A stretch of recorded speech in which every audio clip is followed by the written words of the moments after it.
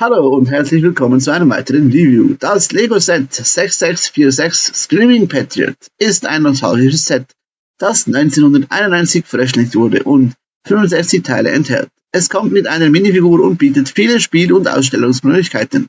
Die Figur zeigt einen amerikanischen Patrioten mit einer schreienden Flagge und ist eine tolle Ergänzung für Sammler und Lego-Fans. Das war's leider auch schon. Ich hoffe, euch hat's trotzdem gefallen. Wenn ja, bitte einen Daumen nach oben, einen Kommentar, tut uns abonnieren, damit ihr keine zukünftigen Videos verpasst und bleibt noch ein bisschen hier und schaut euch um. Wir haben tolle Videos in den Playlisten. Danke vielmals und bis nächstes Mal. Ciao zusammen!